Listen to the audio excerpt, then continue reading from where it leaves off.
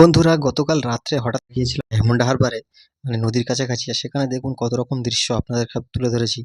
এই দেখুন যে আড়ত রয়েছে, আড়তে কতগুলো মাছ, এখানে প্রচুর আড়ত, প্রায় 1 কিলোমিটার থেকে 2 কিলোমিটার ধরে।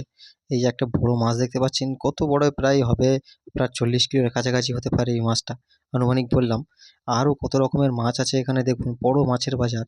এখানে বিভিন্ন রকম মাছ পাওয়া যাচ্ছে দেখলাম। আর চারিদিকে প্রায় শুধু মাছের আড়ত ভর্তি, আর এরকম প্রচুর প্রচুর মাছ, আর ওরকম কম দামেও পাওয়া যায়।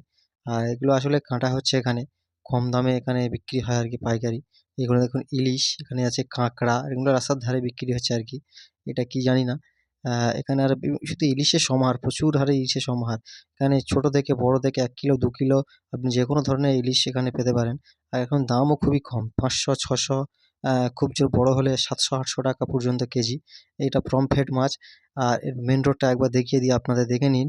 যদি কখনো আসেন তো এই মাছের আড়তে ঢুকবেন, দেখবেন কত রকমের ইলিশ দেখুন।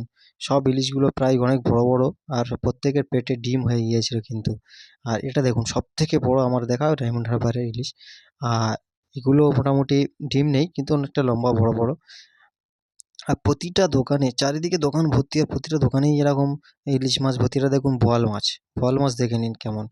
আর তারপর চলে এলাম নদীর ধারে একটু, কিন্তু রাত বলে নদীর দৃশ্যটা আপনাদের দেখাতে পারলাম না। চারিদিকে দোকান ভর্তি, যেন একটা মেলা বসেছে। আর যাওয়ার পথে ভাই দেখুন আমরা গ্রামের দৃশ্যটা, বর্ষাকালে বাদায় কেমন জল উঠে গিয়েছে, আর কত সুন্দর মনোরম দৃশ্য লাগছে দেখুন। আপনারা যদি আসেন তো এখান থেকে ঘুরে যাবেন। আর চ্যানেলটা ভাই একটা সাবস্ক্রাইব করে যাবেন দয়া করে, এরকম মনোরম দৃশ্য দেখার জন্যে। আর বাচ্চারা কেমন দোল খাচ্ছে দেখুন।